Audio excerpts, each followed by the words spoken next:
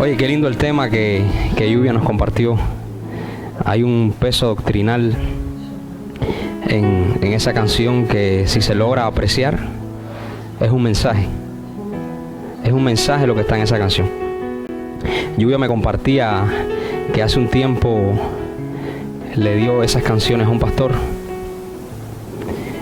y el hombre no entendía. Porque es que el evangelio, el 90% de los ministros que tienen la asignación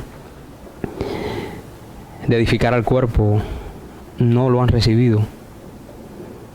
Ellos predican un pacto que está caducado y sabemos que esto solamente se recibe por revelación. Hoy te traigo una palabra que quiero que estés muy atento y apercibido a cada una de las cosas que voy a estarte compartiendo. Quisiera que tuvieras tu Biblia disponible ahí. Abre tu Biblia y quiero que me sigas atentamente, porque el día de hoy no solamente te traigo una impartición, sino que te traigo una enseñanza. Y aunque algunos de nosotros ya tenemos conocimiento de esta parte doctrinal de la verdad, porque la doctrina que compartimos es la doctrina del Espíritu y es Cristo mismo, la mente de Dios, es lo que está en el corazón del Padre, su voluntad, su amor para nosotros. Ese es el evangelio que predicamos. Así que quisiera que pusieras 100% de tu atención. Libérate de todo pensamiento en este momento y oramos y damos gracias al Dios eterno, al Dios de nuestra salvación, para que sea su Espíritu y no mi intención la que dirija y ministre en esta mañana, para que cada uno pueda recibir conforme a lo que ha sido dispuesto en el corazón del Padre que entienda para este tiempo. De antemano estamos agradecidos contigo, Señor, porque sabemos que tú eres luz. Aunque sabemos que hemos sido trasladados al reino, entendemos que la revelación es progresiva y tú te vas mostrando a cara descubierta progresivamente. Gracias porque hoy vamos a estar expuestos a una mayor intensidad de luz. Desde que vinimos a ti, desde que tú nos trasladaste, Señor, a tu reino, tú has ido elevando gradualmente la luz en nosotros, para que podamos ver más claramente, como por un espejo, la gloria, Señor, que tú nos has dado. Abba, Padre. Gracias. Dale un aplauso, Señor, ahí para comenzar. Fíjate que la palabra de hoy se titula endemoniado o enfermo. El Espíritu lo dice claramente. Diga conmigo, ¿endemoniado o enfermo? ¿Endemoniado o enfermo? Eso es una pregunta, eso es una interrogante. Y entonces ahora viene la afirmación del título del mensaje. El Espíritu lo dice claramente. El Espíritu lo dice claramente. Y vamos a poner base, vamos a comenzar poniendo base en la primera carta a Timoteo, capítulo 4, verso 1. Vamos todos ahí, yo voy a leer, voy a comenzar leyendo. Ahorita le voy a pedir a mi esposa que me esté leyendo algunos textos. Primera epístola a Timoteo, capítulo 4, verso 1.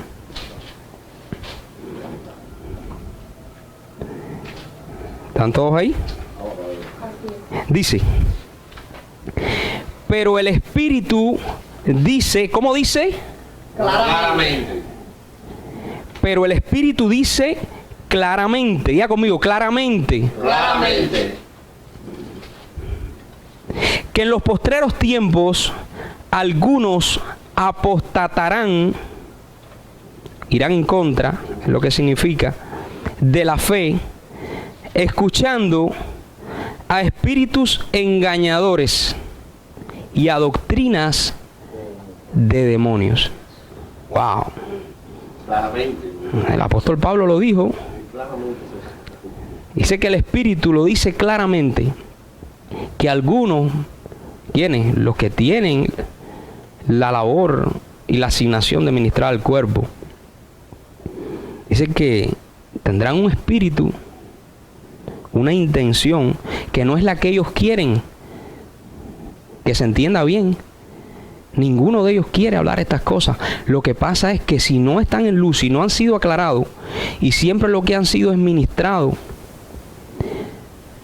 en la mentira, en el engaño, en la fábula, en la fantasía, en la ilusión, que no forman parte de la verdad, no pueden hablar de otra cosa. La intención de ellos no es malo, yo quiero que se entienda. La intención mía cuando ministraba en las asambleas de Dios, que daba campaña y todo eso, era la mejor. Pero yo no podía, yo echaba fuera demonios y hablaba 20,000 cosas que no son el evangelio.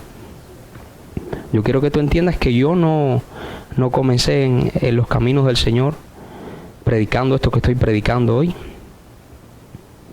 Yo fui alumbrado en esta verdad y continúo siendo alumbrado. Pero antes hacía todas las cosas que ellos hacen. Mediante esta palabra, la intención mía no es condenar a nadie, sino justamente que como igualmente yo tuve la posibilidad de ser alumbrado, pues que usted lo sea. Por eso le pido, elimine todo prejuicio y dése la oportunidad de escuchar lo que le vamos a compartir aquí el día de hoy. Fíjese, para entender la Biblia y sacarle provecho, hay algo bien importante que debemos conocer. Y es que la historia, diga conmigo, la historia. La historia. Tenemos que leerla con una mente judía. Atención. La historia tenemos que leerla con una mente judía. ¿Por qué? Porque todo ocurrió hace más de 2000 años en un contexto judío. A judíos con costumbres judías, que se vestían, comían y hablaban como aquellos judíos. Y si usted quiere entender la Biblia y pasa por alto eso, usted está embarcado. Para no decir que está... no lo va a entender. Sin embargo, lo que está detrás de la historia, la intención detrás de la historia, lo que está en el corazón del Padre, el misterio que había estado oculto desde los siglos y edades, lo que ojo no vio ni oído oyó, lo que no ha subido en corazón de hombre, lo que Dios ha preparado para los que le aman, solo se recibe con la mente de Cristo.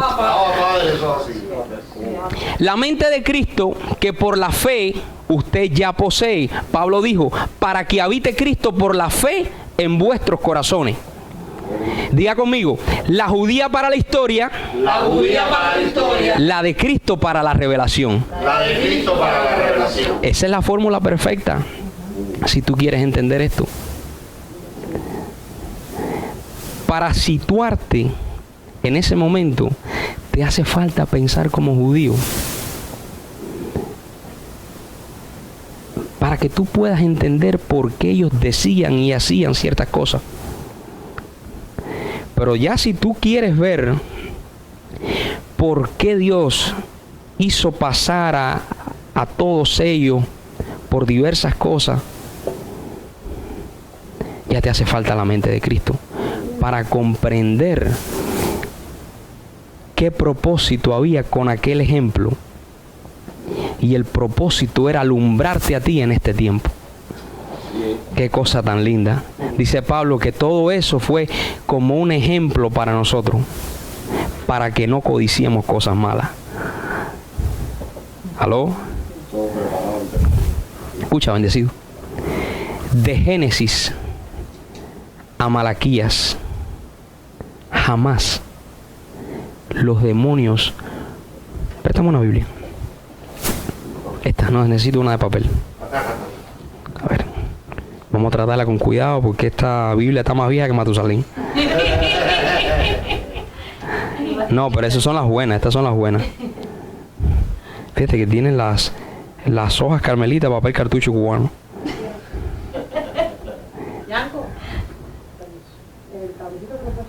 Gracias, mi hermana. Está la gente del departamento técnico de la media. Gracias, gracias, bendecida. Fíjate bien, míralo aquí, Malaquías.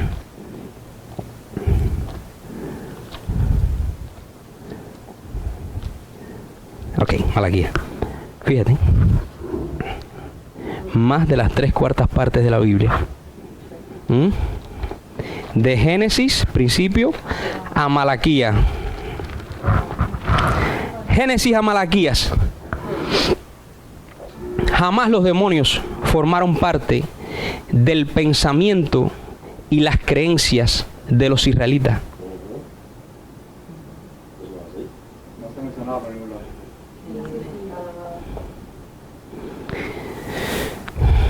Usted no ve a los patriarcas, a los jueces, a los reyes, a los profetas preocupados por ningún demonio.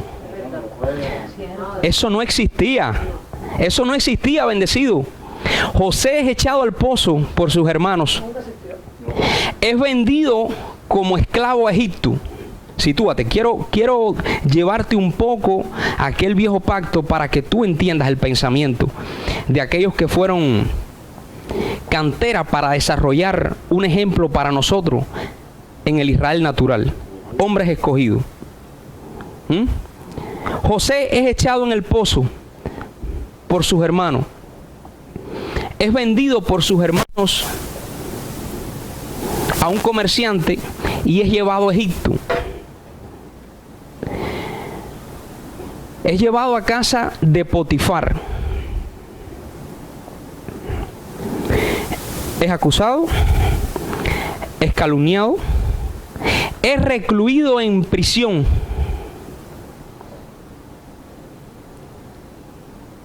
Jamás José atribuyó ninguna de sus tribulaciones y conflictos a ningún demonio, sino que se mantuvo creyendo.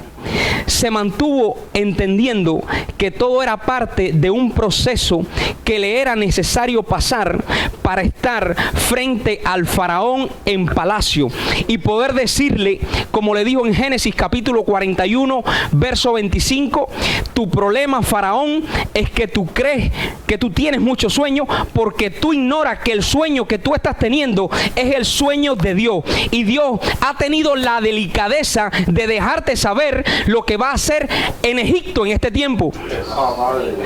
Y quiere que tú seas parte de eso, faraón. Nosotros pensamos muchas veces, quiero que puedas percibir la profundidad espiritual. Creemos que tenemos muchos sueños y muchos propósitos y queremos hacer nuestras cosas. Es necesario que tú entiendas que tú en este pacto eres parte de Dios. El sueño que tú estás teniendo es el sueño que Dios está teniendo a través de ti. Y cuando tú entiendes eso, tú te liberas del personaje que tú eres para asumir el rol de protagonista al cual fuiste enviado. Dale un aplauso al Señor. Padre. Sol estaba diciendo, eso es una sombra. En aquel pacto, Sol estaba diciendo José al faraón. Padre. Qué lindo. Fíjate, yo no encuentro nunca a Abraham, Isaac, Jacob, José, Moisés, Josué, David, Daniel, preocupados por ningún demonio.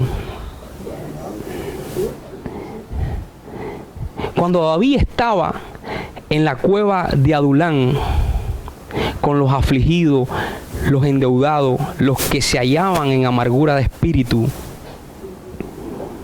jamás reprendió ningún demonio.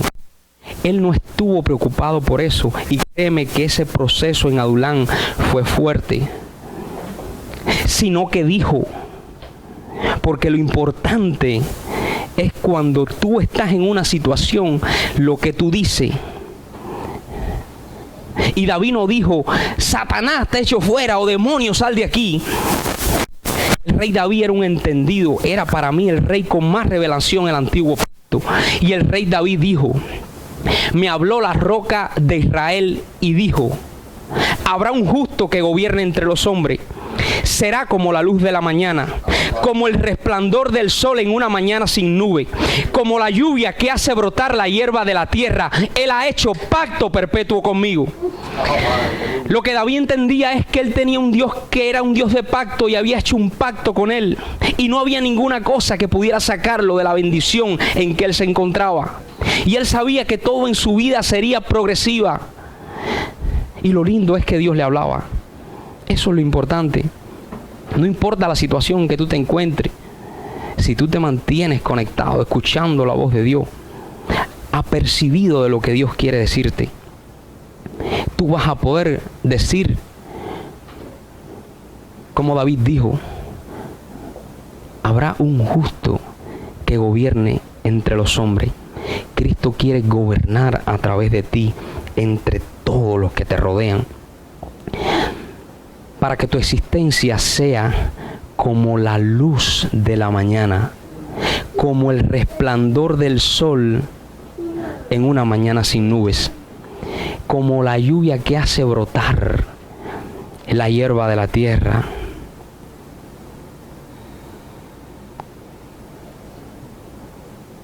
Para que la gente entienda que el pacto en que están situados es un pacto de amor, de paz, de tranquilidad, de gozo, y no un pacto de persecución y de maldición.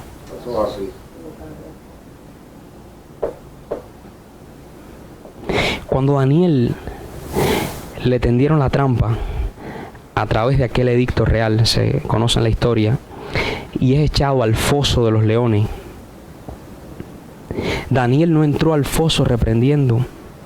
Daniel entró al foso tranquilo, calmado, confiado. Y cuando salió del foso, lo que Daniel dijo no fue, estuve toda la madrugada haciendo guerra espiritual, sino que Daniel salió y dijo, Dios envió su ángel, el cual cerró la boca de los leones para que no me hiciesen daño, porque delante de él fui hallado justo. Lo importante es que tú entiendas que tú eres justo delante de Dios, porque eso también es una figura. Tú has sido echado en un foso donde hay muchos hombres que cuando abren su boca quieren morder como leones. Pero Dios a este foso no ha enviado demonios, sino ángeles, espíritus ministradores enviados a favor de los que son herederos de la salvación. Diga conmigo, no hay demonios en el foso. No hay demonios en el foso. Ángeles que cierran la boca de los leones. Ángeles que cierran la boca de los leones. Esa es la verdad de Dios. Esa es la verdad de Dios para ti. Qué lindo es el Señor. Jamás ninguno de estos hombres ante una adversidad tuvo en cuenta ningún demonio, porque esa era una creencia de los pueblos paganos circunvecinos a Israel. El tema de los demonios en un Israel que todavía no estaba contaminado por esas creencias paganas, eso era brujería. Porque para los cananeos y todos esos pueblos que rodeaban Israel, un demonio, quiero que te sitúes en esto, un demonio es lo mismo que un ídolo. Un ídolo y un demonio, ahorita lo vamos a ver, Pablo habla de eso. Era lo mismo con Ido. Ellos le atribuían poder a los demonios. Cuando había una persona enferma, es porque un demonio estaba ejerciendo influencia, según ellos, lo que ellos creían, sobre esa persona. Entonces ellos le ponían, como se hace en Cuba, la brujería que se hace, y en muchos lugares, le ponían ofrendas al demonio, que ellos, había mucho, no te imaginas, eran miles. Esos demonios eran como dioses para ellos. Ahora bien, cuando comienzan a aparecer este tipo de creencias dentro del Israel natural, porque hasta Malaquías no vemos eso.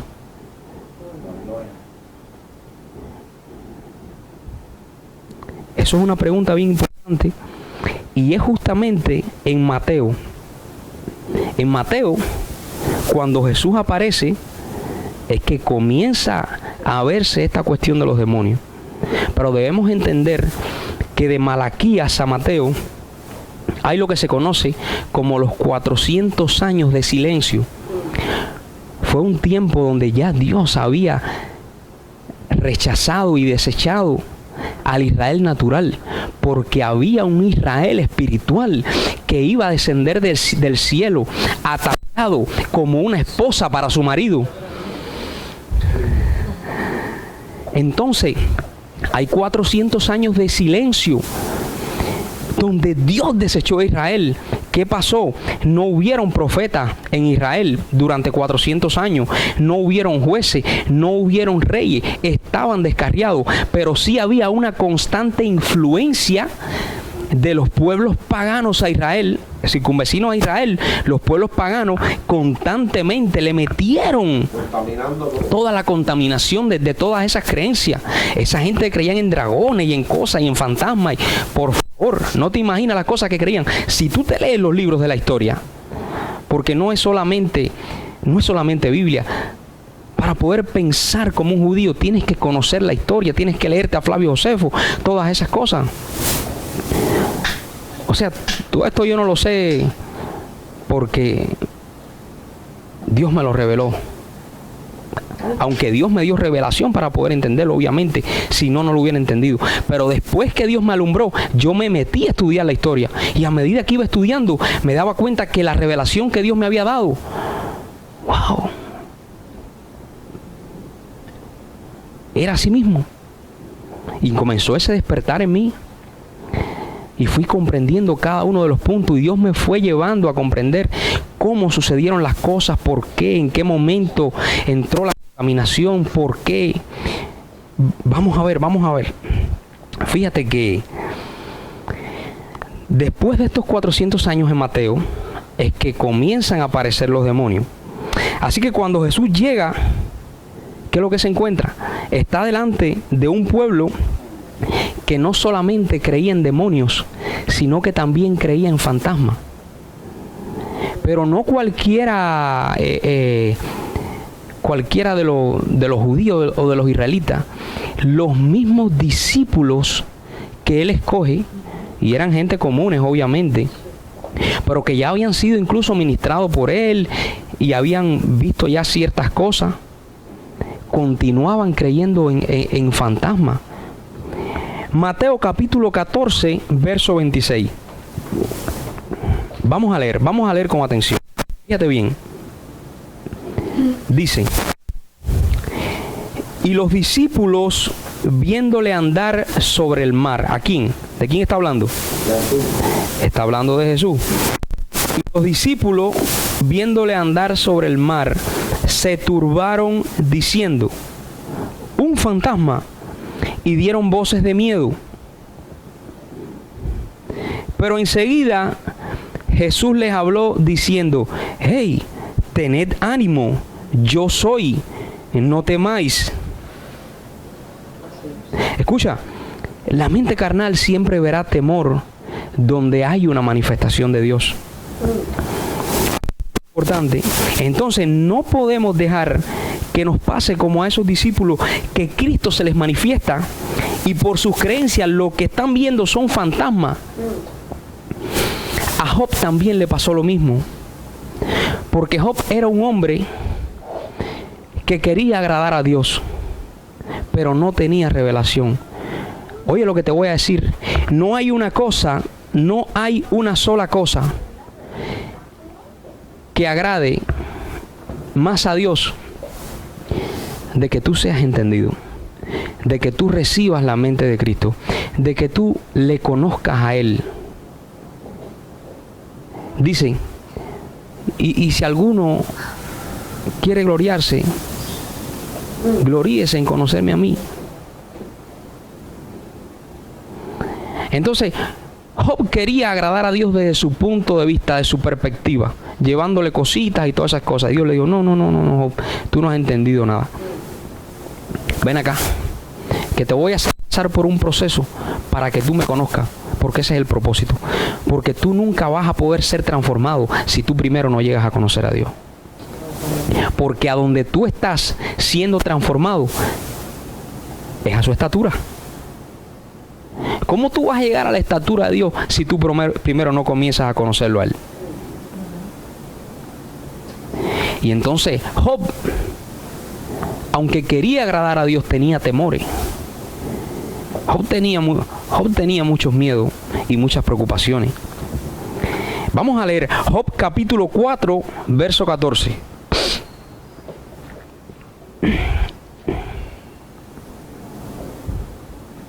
Fíjense cómo cada uno de los textos que estamos tratando aquí, hay dos perspectivas. Está la perspectiva de los que están en tiniebla, que están viendo demonios, están viendo fantasmas, y está la perspectiva de Dios, donde lo que verdaderamente hay es una manifestación de Dios. Quiero que pongan atención en eso, porque la perspectiva de nuestra mente carnal siempre va a ser ver miedo. Pero la perspectiva de Dios es seguridad, es confianza, es paz. Mira cómo dice. Mira Job. Me sobrevino, Job capítulo 4, verso 14. Me sobrevino un espanto y un temblor. Oye, ¿usted no le ha pasado eso? A mí antes me pasaba, ya nunca más me pasó cuando yo fui transformado. Yo estaba en la habitación y veía una sombra. Y yo decía, ay, en el nombre de Jesucristo, sale de aquí ahora mismo, te echo fuera. Oye, ¿y qué tal si era un ángel? No, pero me erizaba. Ay, yo decía, hay una presencia demoníaca. Siento olor a azufre. Hasta olorcito a azufre y todo sentía. Tal vez era Yaima que había salido del baño. Y yo...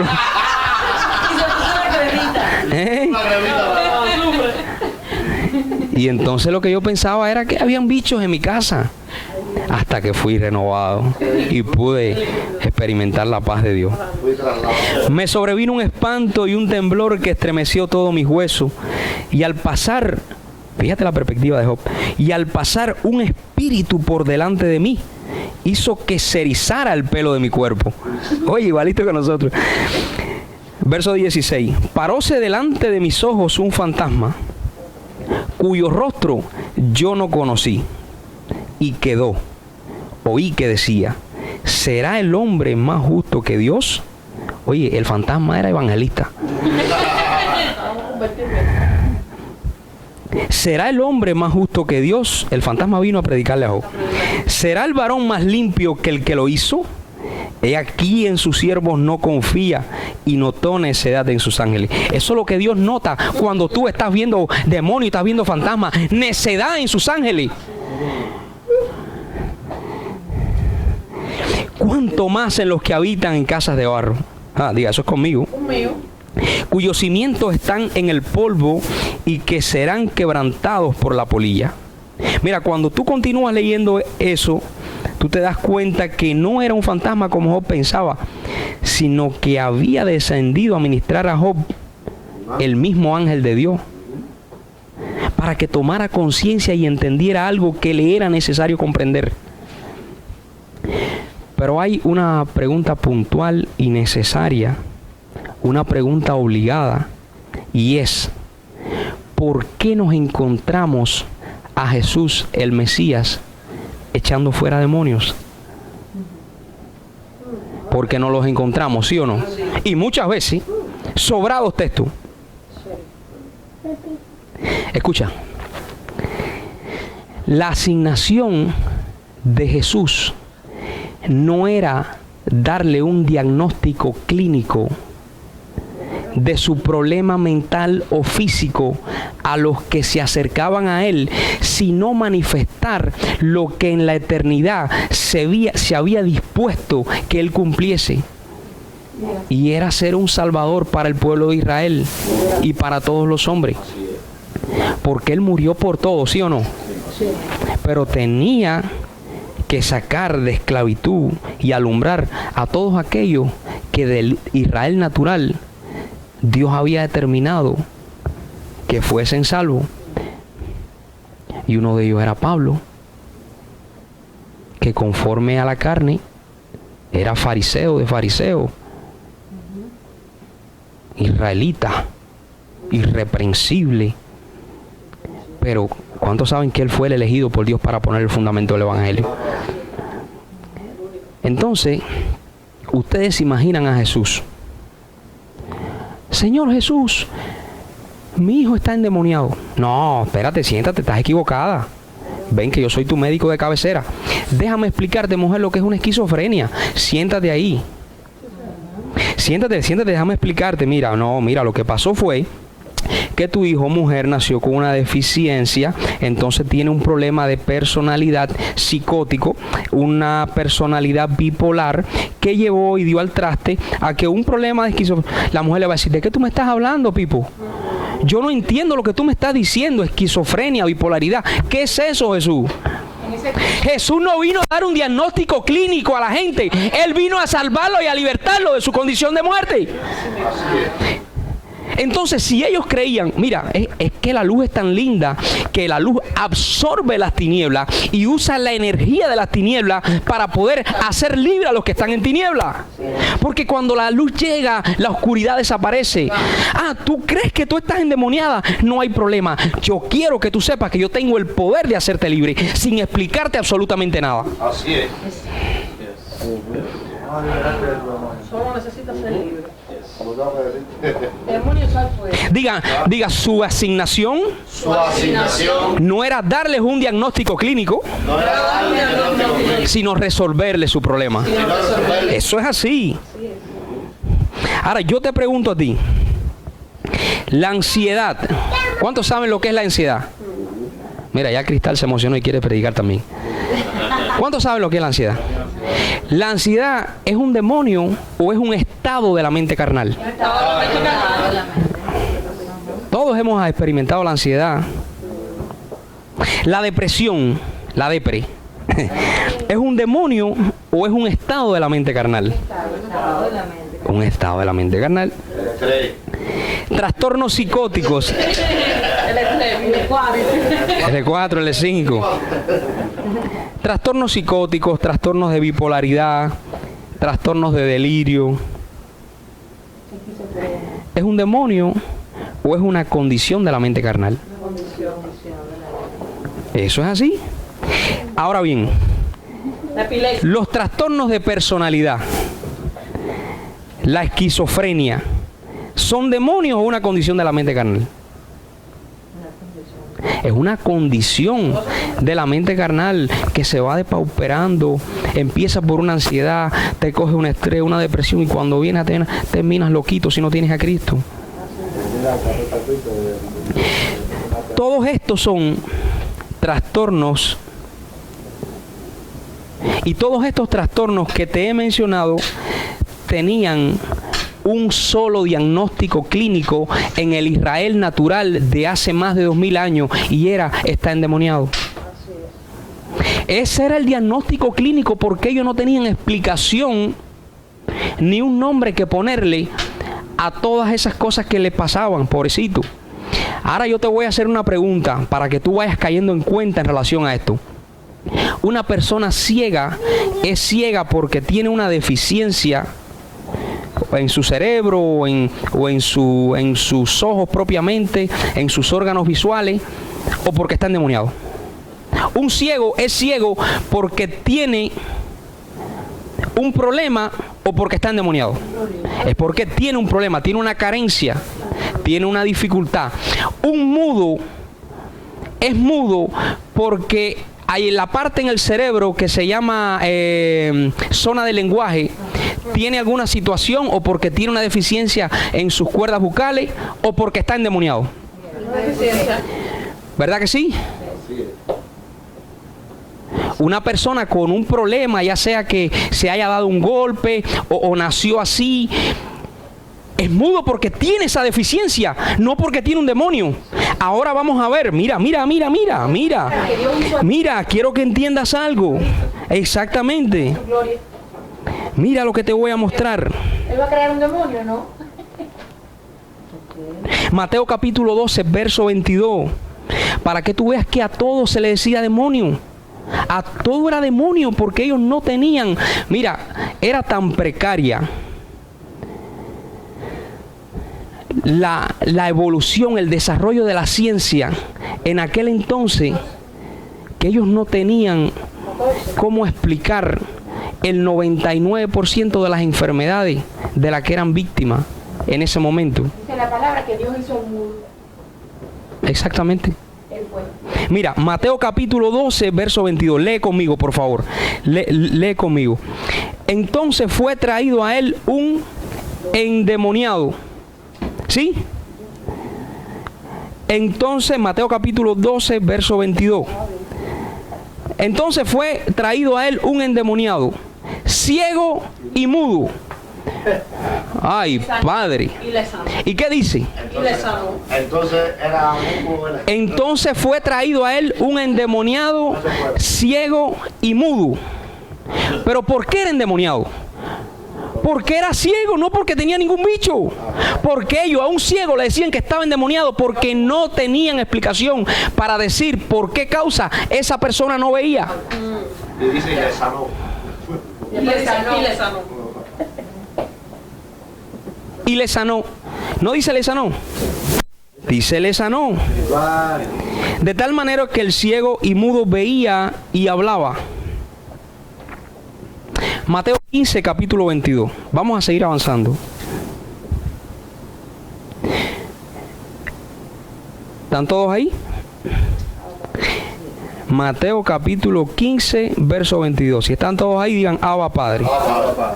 Y he aquí una mujer cananea que había salido de aquella región, clamaba diciéndole: Señor, hijo de David, ten misericordia de mí.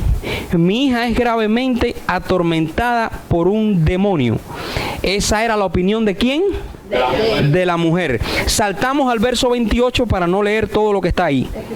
Entonces, verso 28, entonces respondiendo Jesús dijo: oh mujer, grande es tu fe, hágase contigo como quieres. ¿Y su hija fue qué? Sanada. Pero ¿cómo que fue sanada si fue endemoniada? Si estaba endemoniada.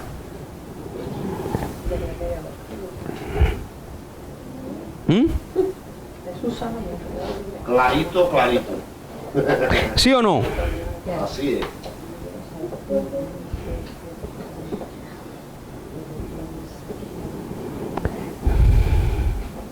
Era muy precario el desarrollo de la ciencia en aquel entonces, que a un ciego y mudo se le diagnosticaba popularmente está endemoniado. Un ciego, un mudo, para que hable, no necesitamos echarle fuera un demonio. Basta con que sea un predestinado para ver y escuchar y poder hablar, y que en el tiempo señalado por el Padre, sin echarle fuera ningún demonio, sencillamente la vista y la voz venga a él y pueda manifestarse en la plenitud del Hijo de Dios que es. Y esto que te estoy diciendo es tanto natural como espiritual. Porque si Dios quiere que un ciego natural vea, te va a usar. Y si quiere que un ciego espiritual vea, te va a usar. Si ha sido determinado que sea libre, eso va a acontecer. Es más, te voy a decir una cosa. Si a Dios le da la gana y no aparece uno dispuesto, lo va a manifestar él mismo. Sí. El ciego va a estar sentado y va a ver. El mudo va a estar sentado y va a hablar. No va a necesitar nada. Va a necesitar sencillamente que el kairos de Dios se manifieste en el crono de los hombres.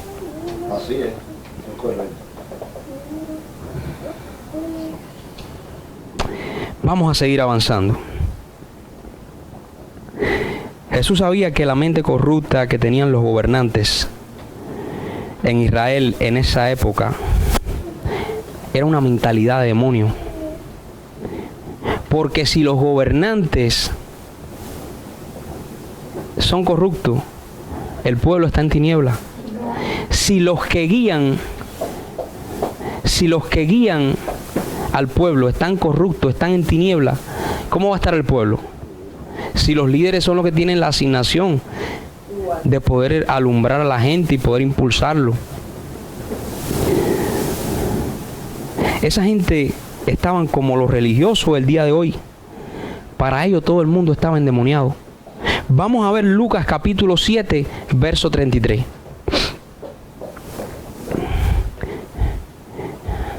Mira lo que Jesús les dice, para que ustedes entiendan que realmente Jesús no tenía una mente de demonio.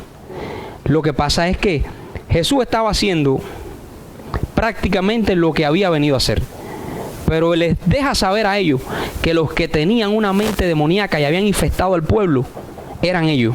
Mira cómo les dice Lucas capítulo 7, verso 33. Porque vino Juan el Bautista. ¿Quién era Juan el Bautista? El que lo anunció a él, que ni comía pan ni bebía vino, y decís, demonio tiene.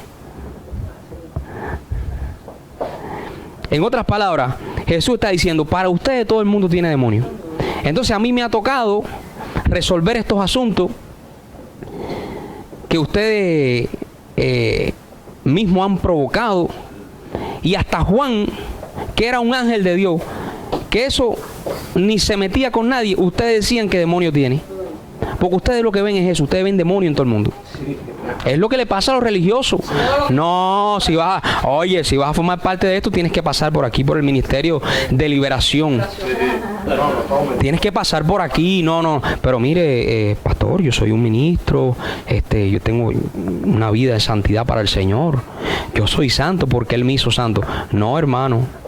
Usted tiene que bautizarse aquí y tiene que pasar por el Ministerio de Liberación, si no usted no puede formar parte de esto. Hay un diploma de bautismo. Echarte mazona en la frente.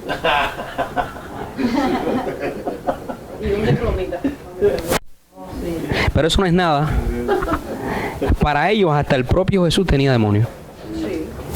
Juan 8:48. Juan 8:48. Respondieron entonces los judíos y le dijeron, ¿no decimos bien nosotros que tú eres samaritano y que tienes demonio? Respondiendo Jesús, yo no tengo demonio, antes honro a mi Padre y vosotros me deshonráis.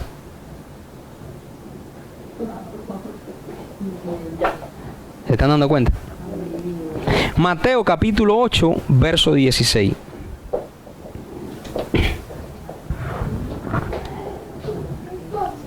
Mateo capítulo 8, verso 16. Leemos.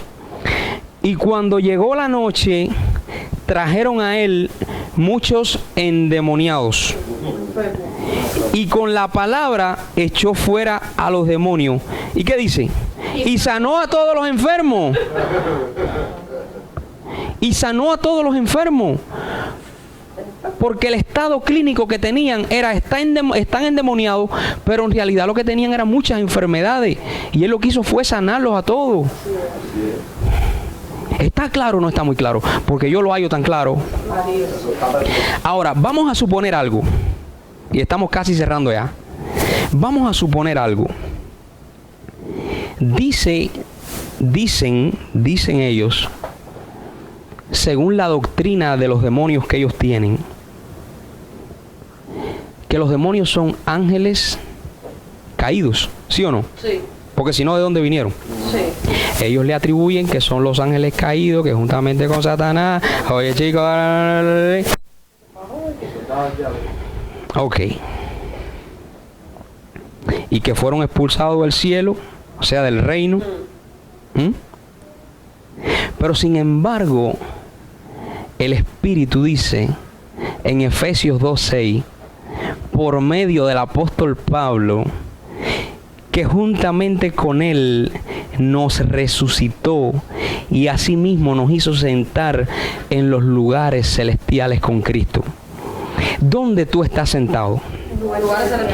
Si esos supuestos demonios, esos ángeles caídos, fueron expulsados del cielo y tú estás en el cielo, porque sabemos que el cielo no es lo que nosotros estamos viendo, es una dimensión que tú no te ganaste porque tú hiciste nada, sino porque Él te sentó ahí.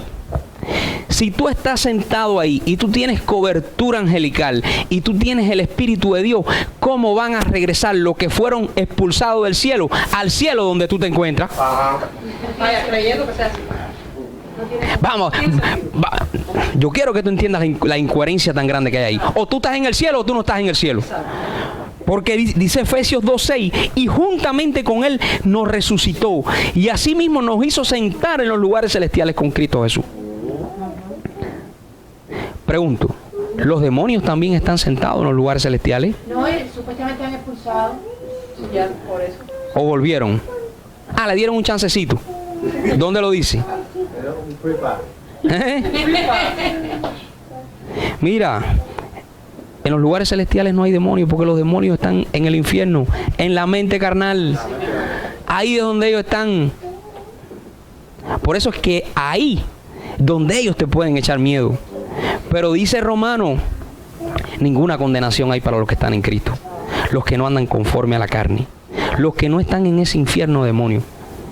Ninguna condenación hay para los que están en Cristo, los que no andan conforme a la carne, sino conforme al Espíritu, porque la ley del Espíritu de vida en Cristo Jesús nos ha librado de la ley del pecado, del error de estar viendo bichos extraños y de la muerte, porque eso es muerte, eso es temor, eso es miedo. Eso es ansiedad, estrés. Ay, ¿dónde está el bicho? Entonces, el Espíritu también dice, a través del apóstol Pablo, en Colosenses 1:13, que el Padre nos ha libertado de la potestad de las tinieblas y trasladado al reino de su amado Hijo. Ahora pregunta, cuando a ti, ¿quién es el camino? Cuando a ti te sacaron de la potestad de las tinieblas, y todo lo que estoy hablando es espiritual, tengo que graficarlo para que puedan entender bien. Esos hermanitos que no están viendo, que no comprenden esto todavía.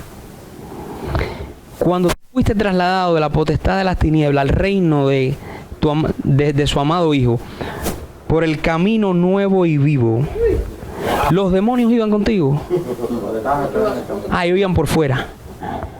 Y después se metieron. No, ellos no pueden transitar por ese camino, porque ese camino condujo al reino donde tú estás ahora. Que tú te puedes salir y obedecer a tu naturaleza carnal y equivocarte, sí puede, pero inmediatamente que viene el arrepentimiento por la vida del Espíritu que está en ti, nada más en un instante, en un abrir y cerrar de ojos, al momento cuando eres arrebatado de esa condición de muerte, donde están los demonios de tanta esa gente, y eres situado en el lugar al cual tú perteneces. Ahí no hay demonio, donde tú estás sentado en lugares celestiales, en el reino de tu Padre. Y recordemos que todo esto es un estado de conciencia. Así es. Es un estado, eso es el reino. El reino es una verdad que te es revelada, un conocimiento adquirido, un conocimiento que te es devuelto, el conocimiento que tú poseías antes de participar de carne y sangre. Y en ese conocimiento, aunque tú estés viviendo en una realidad material, cuando el conocimiento viene, tú te conectas con el mundo al cual tú perteneces. Jesús dijo, mi reino no es de este mundo.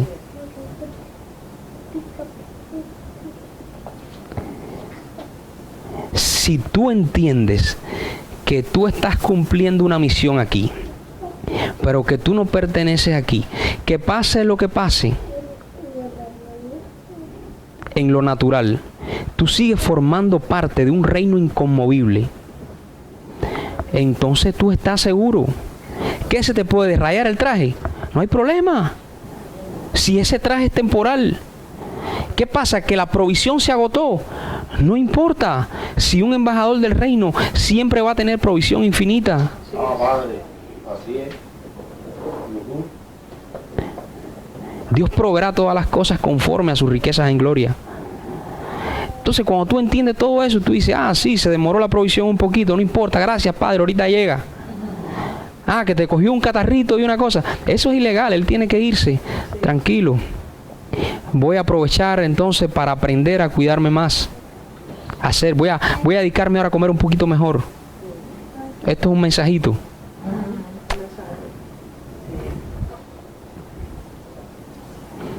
¿Ustedes saben qué es idolatría? Saben qué es idolatría, ¿verdad? Idolatría es cuando tú le atribuyes importancia, valor o poder a alguna cosa fuera de Dios. Eso es idolatría. Entonces, para los pueblos paganos, un ídolo y un demonio, como te decía al principio, son la misma cosa, porque ellos le atribuían poder a los demonios.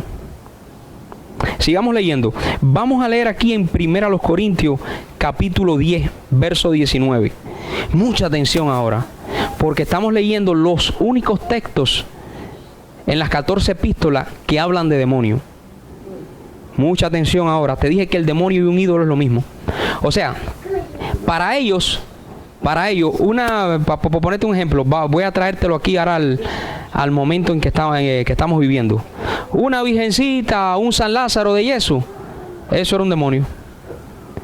¿Y eso hace algo? ¿Eso tiene poder? Ninguno. Eso es un muñeco ahí. ¿Qué pasa?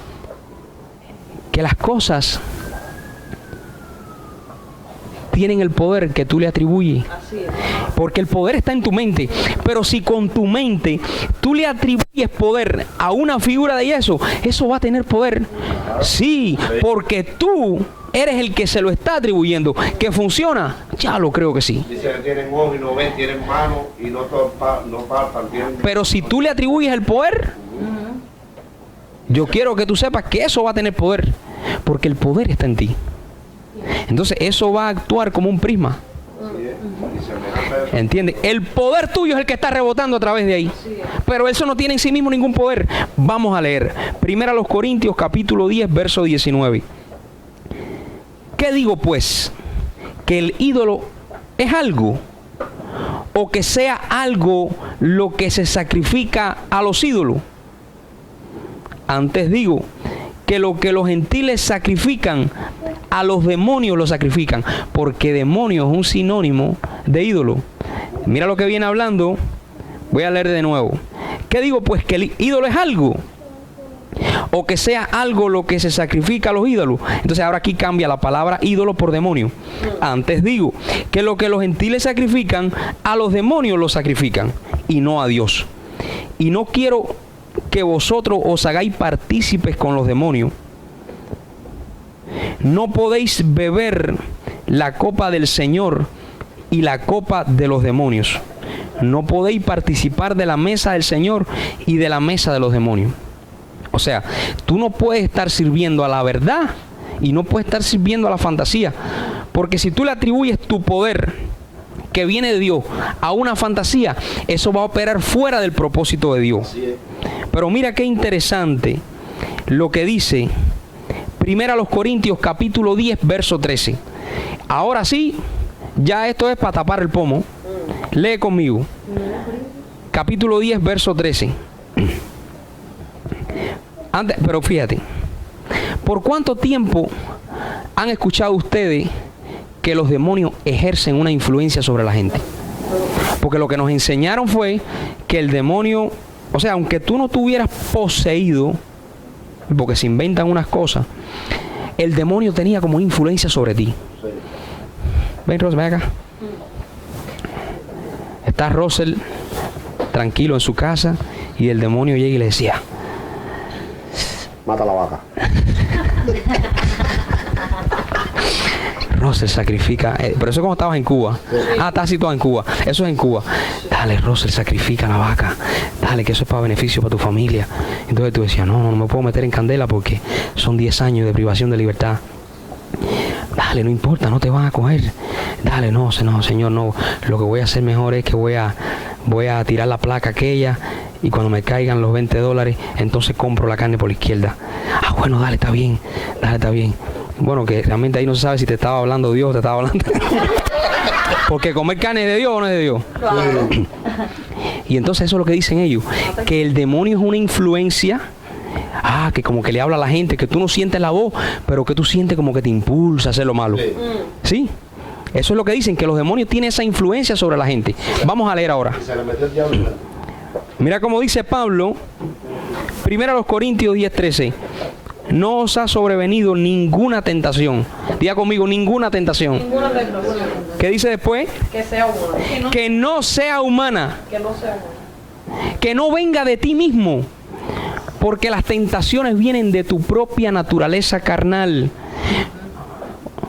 ¿A quién le creemos? ¿A los religiosos o al evangelio? Leo de nuevo. No os ha sobrevenido. ¿Cuántas?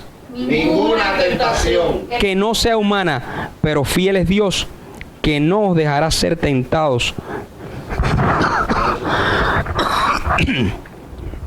Perdón.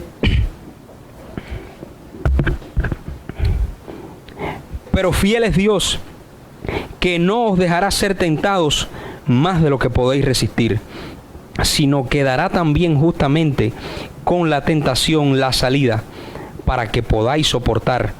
Por tanto, amados míos, huid de la idolatría. Entiende de qué trata el texto. Al parecer, ellos estaban en idolatría. Estaban creyendo en demonios, estaban creyendo en cosas que no formaban parte de la verdad de Dios. Y Pablo le dice, no os ha sobrevenido ninguna tentación que no sea humana. Salgan de esa mentalidad de demonios, bendecidos. Ustedes están creyendo cosas que no son. Y eso lo único que les va a traer es temor. ¡Wow! ¡Qué clarito está eso! Dale un aplauso al Señor. Es que eso está claro. My God. Y Pablo en aquel tiempo portaba esa revelación ya. Mira, Tú eres un rey lleno del Espíritu Santo. ¿Sí o no? Tú eres lleno del Espíritu Santo, ¿sí o no? Por su amor y por su gracia. Y donde está el Espíritu del Señor, ¿qué es lo que dice? Allí hay libertad. Hay libertad. Entonces, ¿cómo tú vas a ser esclavo de un demonio? ¿Cómo un demonio te va a estar ese secretico para que tú hagas lo que tú no quieres? Eso es esclavitud. Eso es ser víctima de una influencia la cual tú no puedes controlar. Si tú eres lleno del Espíritu, yo quiero que tú sepas que el Espíritu no comparte su casa con nadie. así es. ¿Cómo es posible que si tú tienes... ¿Y en qué parte de la Biblia dice que el Espíritu se retira? El Espíritu se contrista, pero no se va. El Espíritu se recoge ahí en la casa de Dios, que es tu Espíritu, pero no se va de ti, porque Dios es fiel y el Espíritu jamás te abandonará. Es a causa de la mentalidad. Sellado con el Espíritu Santo de la promesa. El demonio le dice al Espíritu Santo, dame un ladito ahí, yo me conformo con un pedacito. No, bendecido. ¿A quién me vas a sacar? Fuera, fuera. No me saques al Espíritu Santo. ¿Cómo me vas a sacar al Espíritu Santo? ¿A quién estás expulsando? ¿Al Espíritu Santo que habita en mí? ¿O tú estás blasfemando contra el Espíritu Santo, diciendo que el Espíritu Santo le va a dar lugar a un demonio en su morada, que somos nosotros sus hijos? Wow, brother, déjame decirte, mira, qué lindo es el Señor, qué lindo. Mira, hay una historia en el Viejo Pacto de un hombre de Dios tremendo, que no le tenía miedo a los demonios, que se llamaba Jacob.